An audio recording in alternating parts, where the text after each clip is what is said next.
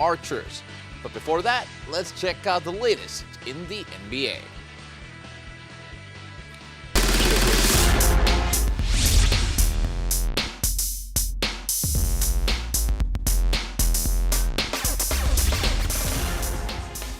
Well, history has been made. The Los Angeles Lakers are now the inaugural champs of the first ever NBA in-season tournament.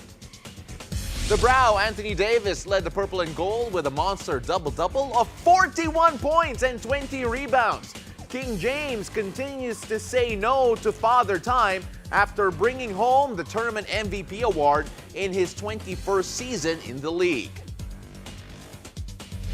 Meanwhile, it was non-stop 3x basketball action over the weekend at the NBA 3x Philippines tournament to kick off the Republika ng NBA month at the SM Mall of Asia Music Hall.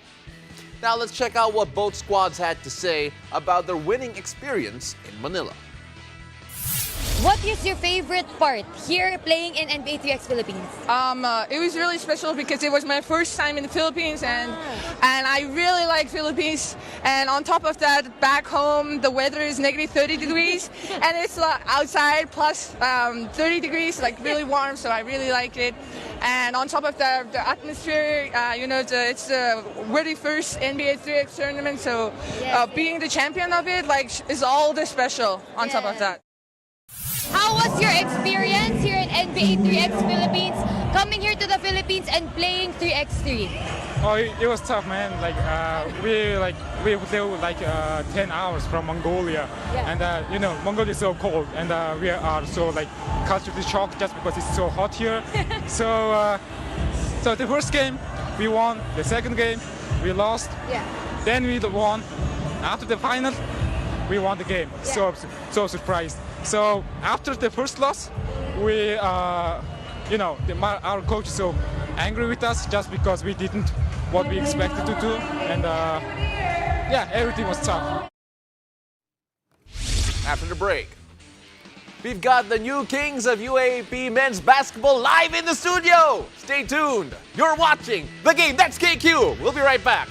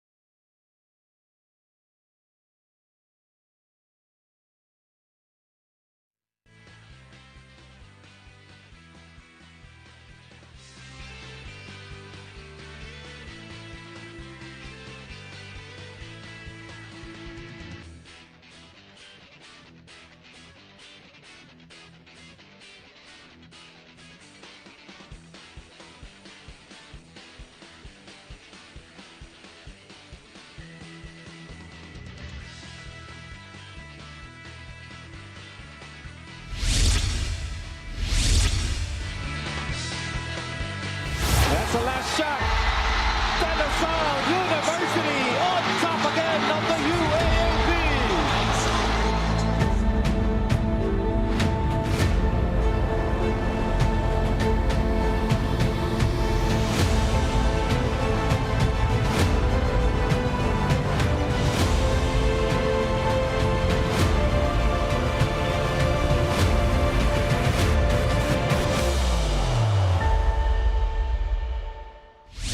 Well, the UAAP crown hasn't been placed on the head of an archer since 2016.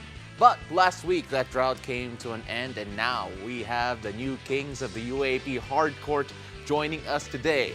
The champs are here. CJ Austria, Joshua David, and Mr. MVP himself, Kevin Quiambao. Gentlemen, welcome to the game. As a fellow Lasallian, maraming salamat, guys. You have no idea. Since 2016, grabe yung achievement ninyo. KQ, I want to start off with you first. Kasi na-experience mo na, well, not making it to the finals, falling short sa Final Four, and of course, not really having yung legacy na expected kasi stuck palagi yung Lasal eh. What made this year different? Siguro, first of all, yung culture na in-instill ni Coach Topex. Since nung arrival niya noong January, talagang binigay niya yung best niya everyday sa practice. Yung community, talagang binayin niya sa system niya. And good thing naman na yung kinalabasan is championship. And then kapit-bahay mo siya sa dorm, di ba? Kapit-bahay. Oh, God. Siguro iba yung pressure mo. CJ, when you talk about yung nagawa ng Lasal this year, and then a lot of it is going to be credited to si Coach Topex Robinson and yung kultura na nadala niya dito sa TAF. But what made that culture special? Kasi culture is always a word that we throw around, but what made the Lasal culture under Coach Topex unique? Siguro mas open yung mga coaches namin ngayon. Then, siguro yung sinabi ni coach na parang di siya kumuha ng mga assistant coach niya. Kumuha din siya ng mga co-head coach niya. Kasi para mas malawak yung ano namin na parang yung isip ng isa, parang lahat i-share sa bawat isa sa amin. So, yun, mas maganda yung kinalabasan sa amin.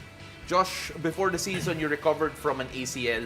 Nag-fail oil ka, and then eventually ended up playing a starring role towards the very end. What were the coaches telling you in terms of yung recovery mo going into the season and of course finding yung game mo at the right time? Siguro yung gusto ko lang mag-thank you sa mga sa PT and sa mga conditioning coach kasi if hindi naman sa kanila, hindi ako makakabalik na maayos. Pero sinasabi din ng coaches na parang laruin mo lang yung laro mo and yun lang, parang ginagrab ko lang yung mga opportunity. KQ, throughout the entire conference, throughout the entire season, a lot of people are talking about the fact that, okay, first local MVP, first of all, congratulations on that. Grabe talaga. First local MVP for a very long time. And then the opportunity that you had here to shine for Lasal and make other people shine was big. In fact, yung Game 2, one of the big reasons why is because suddenly Lasal could not miss from beyond the arc. And it wasn't just you. Pero gaano ka-importante sa'yo to make sure that the spotlight, even though it's on you, na yung mga teammates mo rin are able to perform at the best that they can? First of all, thankful ako nakuha ko yung MVP. Pero the main factor naman talaga is si Coach Topex and yung teammates ko kung ba't ko nakuha yun. And ayun nga, yung ini-instill nga sa amin ni Coach Topex na 16 months strong. And yung lahat ng stats ko naman galing sa system, nag-buy-in ako sa system, binaba ko yung ego ko. And credit sa lahat ng teammates ko dahil nakita ko kung paano sila magtrabaho. Every practice, every viewing, film sessions namin, talagang yung focus namin every day nandyan. CJ, we have to talk about itong si Mark Nonoy and si Eminelli. Of course, incredible to be playing alongside them, competing with them on a day-to-day basis. How big of a factor is it na, I'm sure, sa practice pa lang, sobrang competitive na kayo in terms of this championship?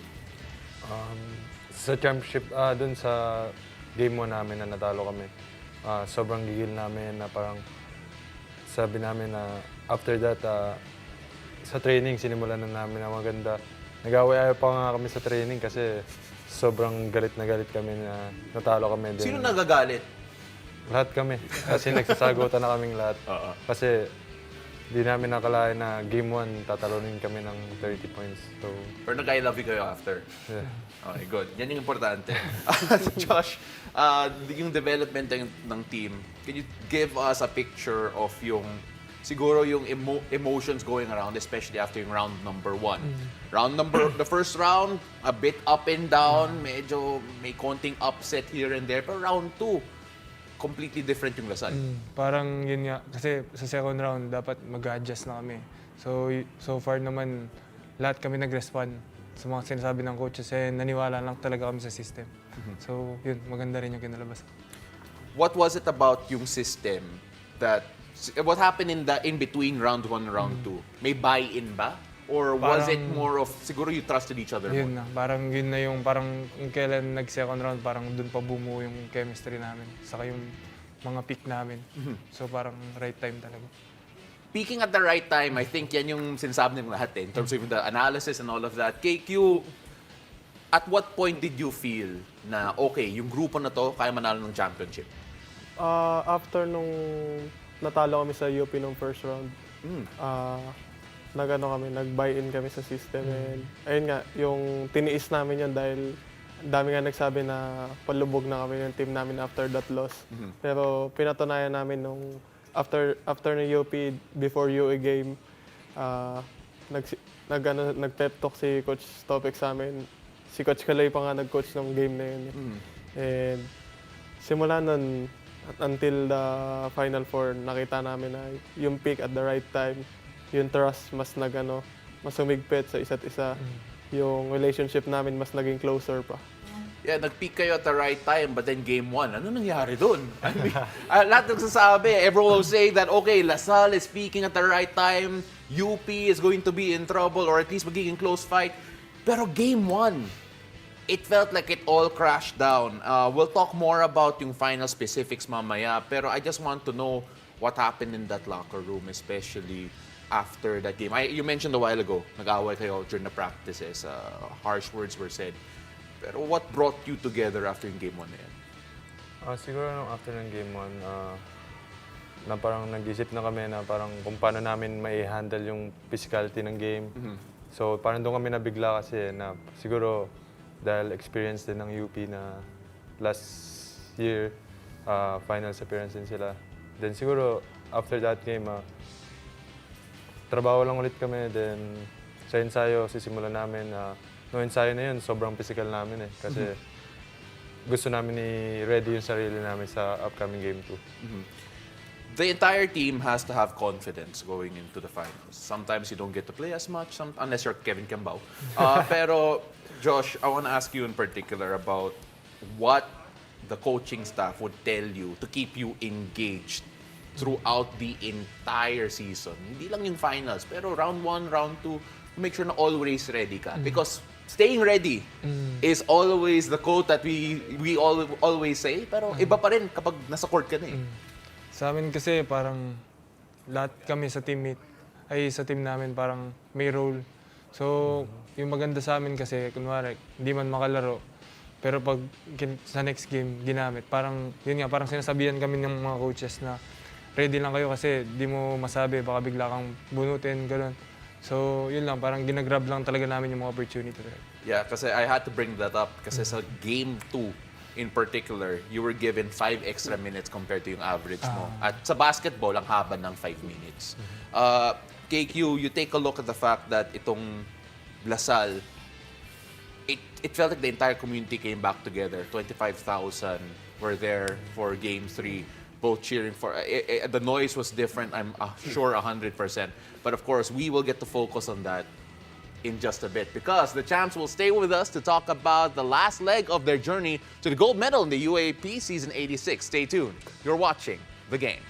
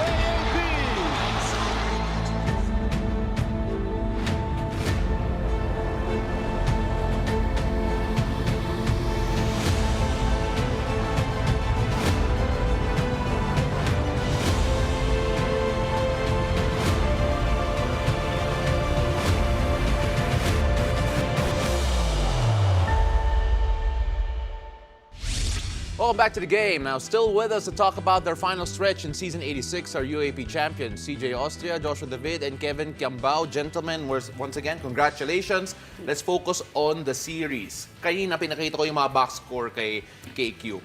And then, akala niya yung nag-0 fast break points kayo was the game that you lost. But that was the game that you won.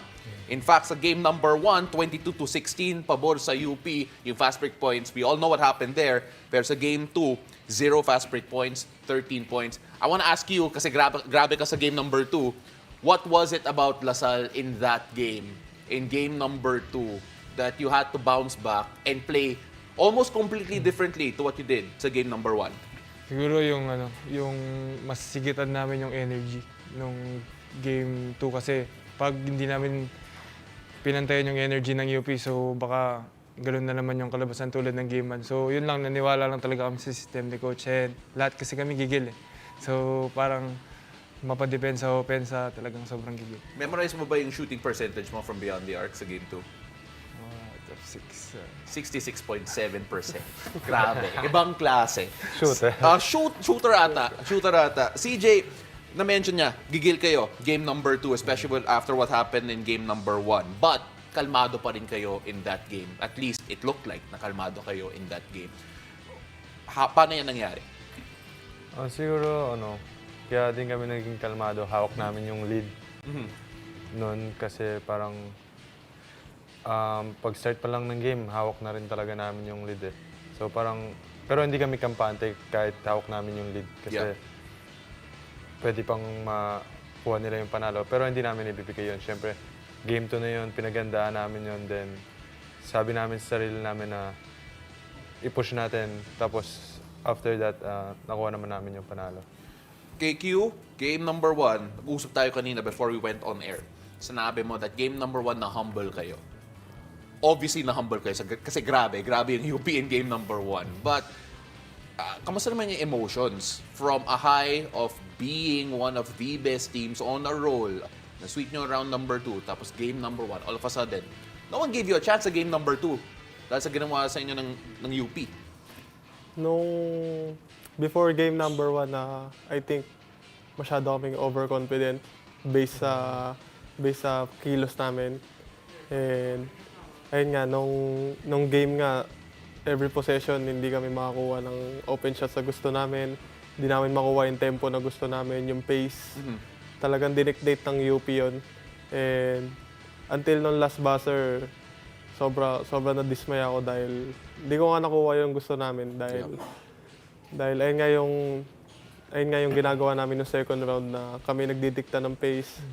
Lahat ng kung paano yung lalaroin ng kalaban namin, kami dapat magdikta. And nangyari nung game 1 na baliktad. So, yung emotions is coming from overconfidence sa naging sad. Yeah. Pero after all that, sobra kami nang gigil after ng game 1. Speaking of, I'm sure game number 2 showed off a lot of emotion. So I want to show off some photos from yung game number 2. And none of them are flattering ata.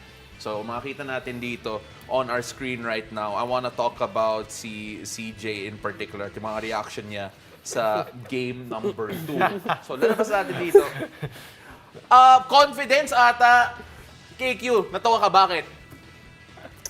Kinikis niya yata yung family niya. So ipa-explain. Kasi siguro sobrang happy ako na pumasok yung tira ko.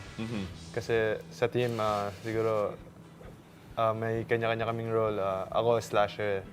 So, pero sa lahat naman ng teammates ko na sabi ni coach na pwedeng lahat tumira. Pero yung pumasok yung tira ko ngayon, napag-ano na lang ako din, inan ako sa family ko. Kasi nanood sila. 6 of 11 points in the fourth quarter. Grabe talaga. We'll now move on to Josh. And si Josh, this one's a bit more personal because it's about you and JD Kagulangan because of the fact that may history kayo eh. And then, what did it feel for you going up against him? And if I'm not mistaken, first finals mo. Sobrang saya naman kasi kahit pa paano nasa big stage na kami naglalaro. Kasi before, high school lang. Pero yun lang, parang sobrang happy lang din ako na kahit ngayon nakakalaro ko pa din siya. Yeah, you take a look at yung history ninyo. Pero usapan nyo ba yan dati? Like maybe in high school that, okay, Dati, Oo. parang sabi namin na sana makalaro tayo sa ganyan, sa UAP. Ano. and of course, we've seen what he's done before sa UP, but then now, iba yung nangyari and all of that. KQ, in game number 3 in particular, I don't think we have a clip of it, but then, oh no, I think we do actually. Game 3, sa free throws, in particular, let's watch this play first. First of all, buti lang mahawak mo yung bola. Buti you never let that go. But this free throw, the miss, and then the make, pero cue the tears. Umiyak ka na right after that free throw came in. There it is, see? What were you thinking? Nung first free throw na naiyak ako dahil hindi ko nga na-shoot. Nung second free throw naman, naramdaman ko na isang stop na lang, champion na kami. And ayun nga yun nangyari. So, sobrang emotional ko dahil yung adrenaline ko sobrang high na dyan. Sobrang, hindi ko na alam yung ginagawa ko. Ang alam ko lang is magcha-champion na kami. Anong sabi ni Evan doon? Tinatanong niya sa akin kung miss or made. Sabi ko, imi-made ka na dahil baka makashoot pa yung UP kung 3-point lead lang eh. So, minake sure ko na para emotional na kami after. Wait lang, so umiiyak ka, lumapit si Evan sa'yo and asked you if you're gonna make or miss it. Tapos sabi mo, make. Sabi ko, make, panalo to, make, atin daw, panalo to. That level of confidence is something else. Josh, I wanna ask you about how it felt once the final buzzer rang out. Kasi I can tell you right now, I literally ran out of a show kasi nag-champion kayo. And I can only imagine how you guys felt sa moment na yun.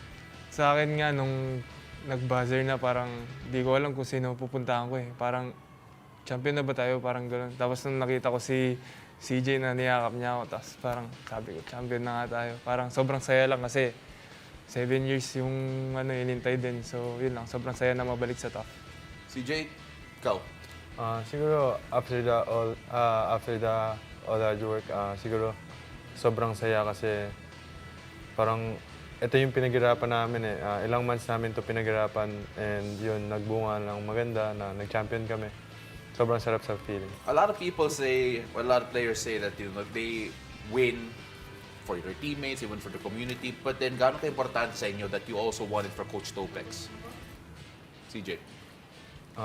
Siguro, parang si Coach Topex kasi meron ako nakikita sa FB na parang hindi pa siya nagcha-champion. Yeah. Sa Baste, sa LPU, hindi pa siya nagcha-champion. Then parang gusto namin na mapalitan yung niya na parang champion coach ka na sobrang sarap sa feeling. Kami lahat, di kami makapaniwala. KQ, this says it all. Pero gaano ka ka-close kay Coach Topex and how important was it for you na you were able to reach that? First of all, yung relationship namin ni Coach Topex is parang father and son bonding na talaga. Every day sa dorm, yung mga pep talks, yung mga learning message na sa akin palagi, ini-instill ko yung sarili ko. And after yung game 1 loss nga, nag-sorry nga ako kay Coach dahil wala nga akong napakita nun. I mean, sobrang bad game. And ayun, yung sinabi sa akin ni Coach na hindi siya susuko sa akin, doon ako sobrang na-motivate na isa ako sa mga leader ng team. Kailangan ko ipakita yung positive energy. So, all throughout after game 1, hindi ako nagpakita ng negative energy sa team namin. And ayun nga, good thing na nakuha namin yung panalo. Alam mo, iba talaga, the emotions were all there, especially from the Taft community. Now, LaSalle will not forgive me if I don't ask this question. KQ, one more year? Undecided. Okay, so ladies and gentlemen, we'll leave it at that. Guys, congratulations. Thank you very much for bringing the crown back to LaSalle. And we can't wait to see what's next in your very young careers. Maraming salamat. Thank you. Thank you po. Thank you. Now, you can catch the games and our show live and on demand on the Pilipinas Live app or the website for just 149 pesos a month. Thank you for joining us. I'm Paulo Del Rosario, and this has been The Game.